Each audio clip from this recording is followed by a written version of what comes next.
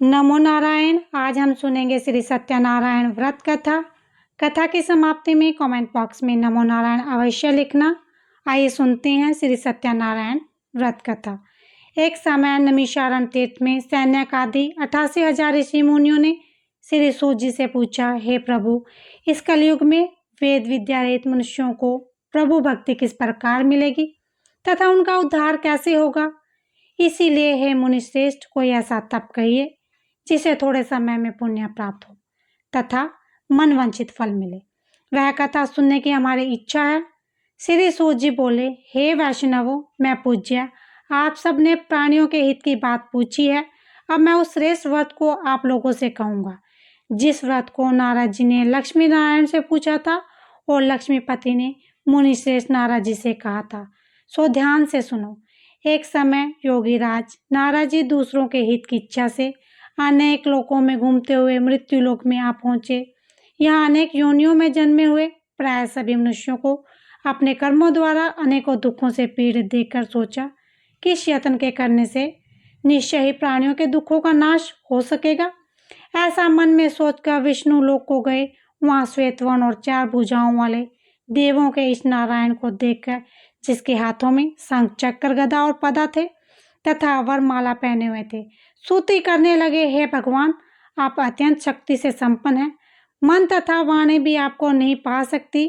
आप आदि मध्य अंत नहीं, निर्गुण स्वरूप सृष्टि के आदिभूत व भक्तों के दुखों को नष्ट करने वाले हो। आपको मेरा नमस्कार। नारद जी से इस प्रकार की स्तुति सुनकर विष्णु भगवान बोले, हे मुनि श्रेष्ठ, आपके मन में क्या है? आपका किस काम के लिए आगमन हुआ है? निसंकोच कहो।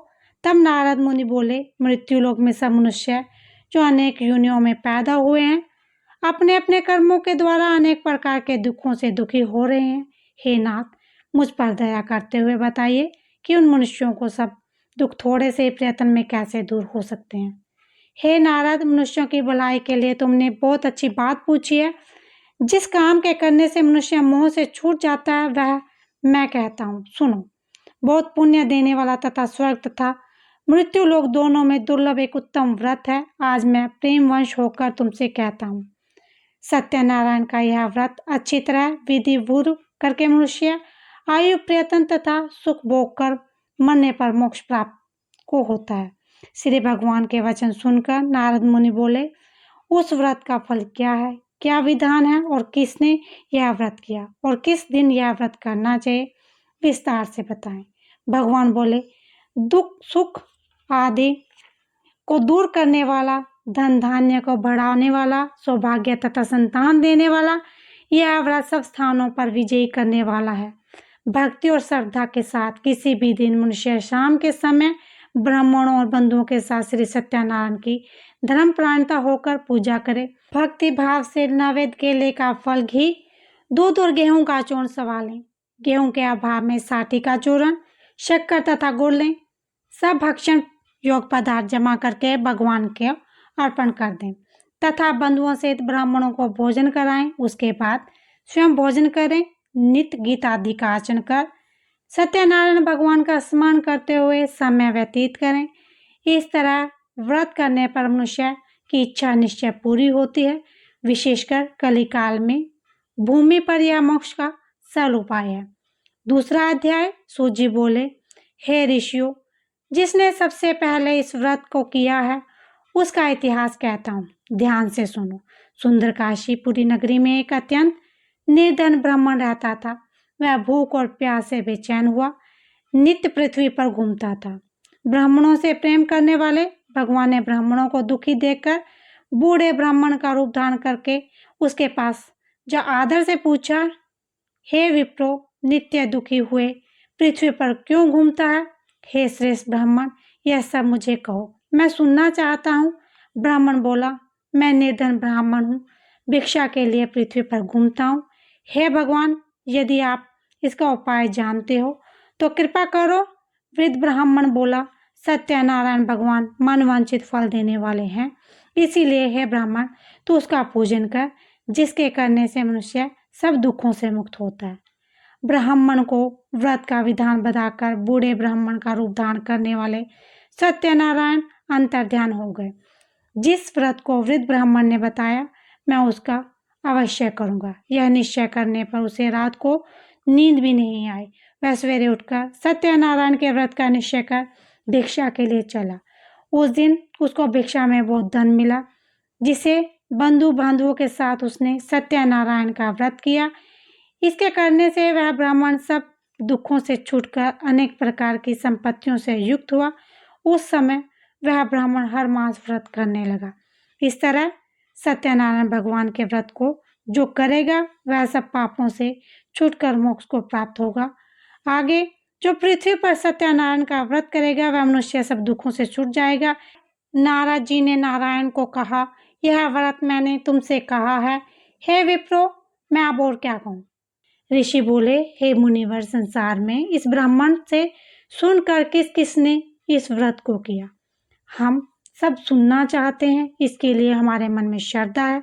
सूत जी बोले, हे मुनियों, जिस समय इस व्रत को किया वह सब सुनो। एक समय एक ब्राह्मण धन और ऐश्वर्य के अनुसार बंधु बांधवों के साथ व्रत करने को तैयार हुआ। उसी समय एक लकड़ी बेचने वाला बूढ़ा आदमी आया और बाहर लकड़ियों को देखकर ब्राह्मण के मकान में गया। प्यास से दुखी लकड़हारा उनको व्रत करते देखकर ब्राह्मण को नमस्कार कर कहने लगा, आप यह क्या कर रहे हैं और इसके करने से क्या फल मिलता है, कृपा करके मुझे कहो। ब्राह्मण ने कहा, सब मनोकामनाओं को पूर्ण करने वाला यह सत्यनारायण भगवान का व्रत है। इसकी ही कृपा से मेरे यहाँ धन धान्य आदि की वृद्धि हुई है। ब्राह्मण से इस व्रत के बारे में जानकर लकड़हारा बहुत प्रसन्न हुआ। चरणामृत ले और प्रसाद खाने के बाद अपने घर को गया। लकड़हारे ने अपने मन में इस प्रकार का संकल्प किया कि आज गांव में लकड़ी बेचने से जो धन मिलेगा उसी से सत्यनारायण देव का उत्तम व्रत करेगा। यह मन में विचार कर वह बूढ़ा आदमी लकड़ियां अपने सिर पर रखकर जिस नगर में धनवान लोग रहते थे वहां गया। उस रोज वहां उसे उन लकड़ियों का दाम पहले दिनों से चौगुना मिला। तब वह बूढ़ा लकड़हारा दाम लेकर और अति प्रसन्न हुआ। पके केले की फली, शक्कर, घी, दूध, दही और गेहूं का चूर्ण इत्यादि सत्यनारायण भगवान को व्रत की कुल सामग्रियों को लेकर अपने घर गया। फिर उसने अपने भाइयों को बुलाकर विधि के साथ भगवान जी का पूजन और व्रत किया। उस व्रत के प्रभाव से बूढ़ा लकड़हारा धन पुत्र आदि से युक्त हुआ और संसार के समस्त सुखों को भोगकर बैकुंठ को चला गया। तीसरा अध्याय। सूत जी बोले, हे श्रेष्ठ मुनि, अब आगे की कथा कहता हूँ, सुनो। पहले समय में उल्कामुख नाम का एक बुद्धिमान राजा था। वह सत्यवक्ता और जितेंद्रिय था। प्रतिदिन देव स्थानों पर जाता था, गरीबों को धन देकर उनके कष्ट दूर करता था। उसकी पत्नी कमल के समान मुख वाली औस्ती साध्वी थी। भद्रशिला नदी के तट पर उन दोनों ने श्री सत्यनारायण का व्रत किया। उस समय वहां एक साधु वैश्य आया। उसके पास व्यापार के लिए बहुत सा धन था। वह नाव को किनारे पर ठहरा कर राजा के पास आ गया और राजा को व्रत करते हुए देखकर विनय के साथ पूछने लगा, हे राजन, भक्ति युक्त चित्त से यह आप क्या कर रहे हैं? मेरी सुनने की इच्छा है, सो आप यह मुझे बताएं। राजा बोला, हे साधु, अपने बंधुओं के साथ पुत्र आदि की प्राप्ति के लिए महाशक्तिवान सत्यनारायण भगवान का व्रत व पूजन किया जा रहा है। राजा के वचन सुनकर साधु आदर से बोला, हे राजन, मुझसे इसका सारा विधान कहो, मैं आपके कथा अनुसार इस व्रत को करूंगा। मेरे भी कोई संतान नहीं है और इससे निश्चय ही होगी। राजा से जब विधान सुनकर व्यापार से निवृत्त हो वह आनंद के साथ घर गया। साधु ने अपनी पत्नी से संतान देने वाले इस व्रत का समाचार सुनाया और कहा कि जब मेरे संतान होगी तब मैं इस व्रत को करूंगा। एक दिन उसकी पत्नी लीलावती पति के साथ आनंदित हो संसारिक धर्म में प्रवृत्त होकर सत्यनारायण भगवान की कृपा से गर्भवती हो गई तथा 10वें महीने में उसे एक सुंदर कन्या का जन्म हुआ। दिनों दिन वह इस तरह बढ़ने लगी जैसे शुक्ल पक्ष का चंद्रमा बढ़ता है। कन्या का नाम कलावती रखा गया।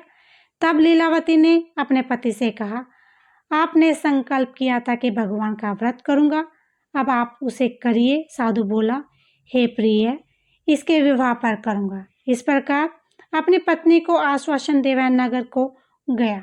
कलावती प्रीतग्रह से वृत हो प्राप्त हो गई। साधु ने जब नगर में सखियों के साथ अपनी पुत्री को देखा तो तुरंत दूत बुलाकर कहा, पुत्री के लिए कोई सुयोग वक्त देख कर लाओ। साधु की आज्ञा पाकर दूत कंचन नगर पहुंचा और वहां पर खोज और देखभाल कर लड़की के लिए सुयोगवणिक पुत्र को ले आया। उस योग लड़के को देखकर साधु ने अपने बंधुओं सहित अपनी पुत्री का विवाह उसके साथ कर दिया, किंतु दुर्भाग्य से विवाह के समय भी उस व्रत को करना भूल गया। तब श्री भगवान क्रोधित हो गए और श्राप दिया कि तुम्हें दारुण दुख प्राप्त होगा। अपने कार्य में कुशल साधु बनिया जब माता सहित समुद्र स्थित रत्नापुर नगर में गया और वहां दोनों ससुर जमाई चंद्रकेतु राजा के उस नगर में व्यापार करने लगे।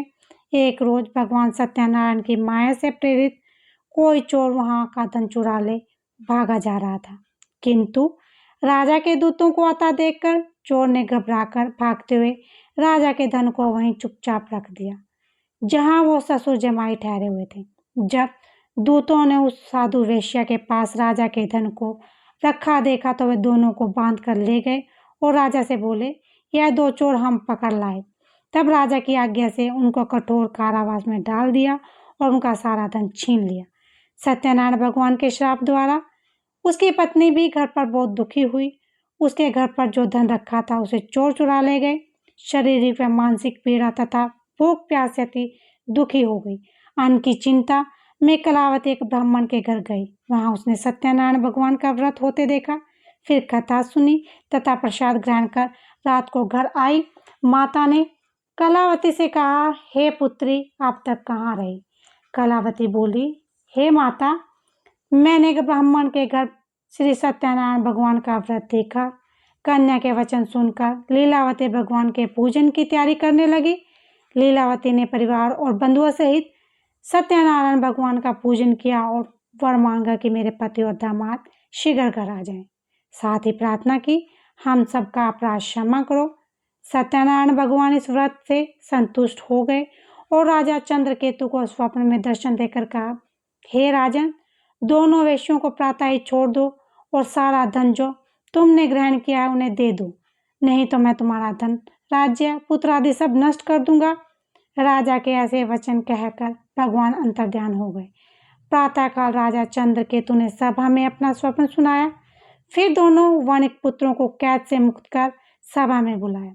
दोनों को आते ही राजा को नमस्कार किया। राजा मीठे वचन से बोला, हे महानुभावों, भाग्यवश ऐसा हुआ, अब तुम्हें कोई भय नहीं। ऐसा कहकर राजा ने उनको नए वस्त्र आभूषण पहनाए तथा उनका जितना धन दिया था उसे दुगना धन देकर आदर सत्कार सहित विदा किया। दोनों वैश्य अपने घर को चल दिए। सूत जी बोले, अध्याय 4। वैश्य ने मंगलाचार करके यात्रा प्रारंभ की और अपने नगर को चला। उसके थोड़ी दूर निकलने पर दंडी वेश्याधारी सत्यनारायण भगवान ने उनसे पूछा, हे साधु, तेरी नाम में क्या है? अभिमानी वणिक हंसता हुआ बोला, हे दंडी, आप क्यों पूछते हो? क्या यह धन लेने की इच्छा है? मेरी नाम में तो बेल और पत्ते भरे हैं।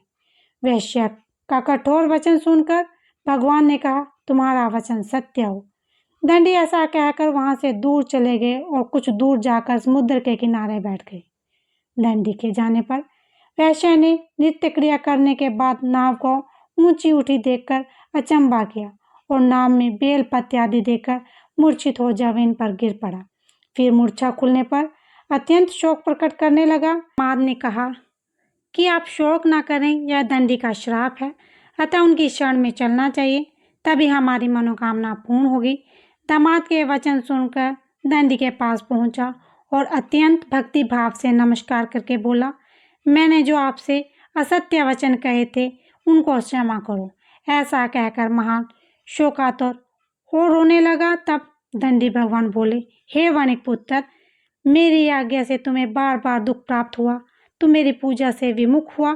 साधु बोला, हे भगवान, आपकी माया से मोहित ब्रह्मा आदि भी आपके रूप को नहीं जानते, तब मैं अज्ञानी कैसे जान सकता हूँ? आप प्रसन्न होइए, मैं सामर्थ्य के अनुसार आपकी पूजा करूँगा, मेरी रक्षा करो और पहले के समान नौका में धन भर दो। उसके भक्ति भावयुक्त वचन सुनकर भगवान प्रसन्न हो गए। उसकी इच्छा अनुसार वर देकर अंतर्ध्यान हो गए। तब उन्होंने नाव पर आकर देखा कि नाव से परिपूर्ण। फिर वह भगवान सत्यनारायण का पूजन कर साथियों सहित अपने नगर को चला। जब अपने नगर के निकट पहुंचा तब दूत को घर भेजा। दूत ने साधु के घर जाकर उसकी पत्नी को नमस्कार कर कहा कि साधु अपने दामाद सहित इस नगर के समीप आ गए हैं। ऐसा सुनकर साधु की पत्नी ने बड़े हर्ष के साथ सत्यदेव का पूजन कर पुत्री से कहा, मैं अपने पति के दर्शन को जाती हूँ, तू कार्य पूर्ण कर शीघ्र आ। माता के ऐसे वचन सुनकर कलावती प्रसाद छोड़कर पति के पास गई। प्रसाद की अवज्ञा के कारण सत्यदेव ने रुष्ट हो उसके पति को नाव सहित पानी में डुबो दिया। कलावती अपने पति को न देखकर रोती हुई जमीन पर गिर गई। इस तरह नौका को डूबा हुआ तथा कन्या को रोता देखकर साधु दुखी हो गया। हे प्रभु, मुझसे या मेरे परिवार से जो भूल हुई उसे क्षमा करो। उसके दीन वचन सुनकर सत्यदेव प्रसन्न हो गए और आकाशवाणी हुई, हे साधु, तेरी कन्या मेरे प्रसाद को छोड़कर आई है, इसीलिए इसका पति अदृश्य हुआ है। यदि वह घर जाकर प्रसाद खाकर लौट आए तो इसे पति अवश्य मिलेगा। ऐसी आकाशवाणी सुनकर कलावती ने घर पहुंचकर प्रसाद खाया, फिर आकर पति के दर्शन किए। तत्पश्चात साधु ने बंधु बांधवों सहित सत्यदेव का विधि पूर्वक पूजन किया। उस दिन से वह पूर्णिमा को सत्यनारायण का पूजन करने लगा। फिर इस लोक का सुख भोगकर अंत में स्वर्लोक को गया। अध्याय 5वां। सूत जी बोले, हे ऋषियों, मैं और भी कथा कहता हूँ, सुनो। प्रजा पालन में लीन तंगुध्वज नाम का राजा था। उसने भी भगवान का प्रसाद त्याग कर बहुत दुख पाया। एक समय वन में जाकर वन्य पशुओं को मारकर पड़ के पेड़ के नीचे आया। वहां उसने ग्वाले को भक्ति भाव से बंधुओं सहित सत्यनारायण जी का पूजन करते देखा। राजा देखकर भी अभिमानवश वहां नहीं गया और न ही नमस्कार किया। तब ग्वालों ने भगवान का प्रसाद उसके सामने रखा तो वह प्रसाद त्याग कर अपनी सुंदर नगरी को चला। वहां उसने अपना सब कुछ नष्ट पाया तो वह यह जान गया कि यह सब भगवान ने किया है। वह ग्वालों के समीप गया और विधि पूर्वक पूजन कर प्रसाद खाया तो सत्यदेव की कृपा से पहले जैसा था वैसा ही हो गया। फिर त्रिकाल तक सुख भोग मरने पर स्वर्लोक को गया। जो मनुष्य इस परम दुर्बल व्रत को करेगा, भगवान की कृपा से उसे धन धान्य की प्राप्ति होगी। निर्धन धनी और बंदी बंधन से मुक्त होकर निर्भय हो जाता है। संतानहीनों को संतान प्राप्ति होती है तथा सब मनोरथ पूर्ण होकर अंत में वैकुंठ धाम को जाता है। जिन्होंने पहले इस व्रत को किया, अब उसके दूसरे जन्म की कथा कहता हूँ। वृद्ध सतानंद ब्राह्मण ने सुदामा का जन्म लेकर मोक्ष पाया। उल्का मुख नाम का राजा दशरथ होकर वैकुंठ को प्राप्त हुआ। साधु नाम के वैश्य ने मोर ध्वज बनकर अपने पुत्र और से चीर कर मोक्ष को प्राप्त किया। महाराज तंगुध्वज ने शंभु होकर भगवान से मुक्ति युक्त कर्म पर मोक्ष प्राप्त किया। बोलो सत्यनारायण भगवान की जय।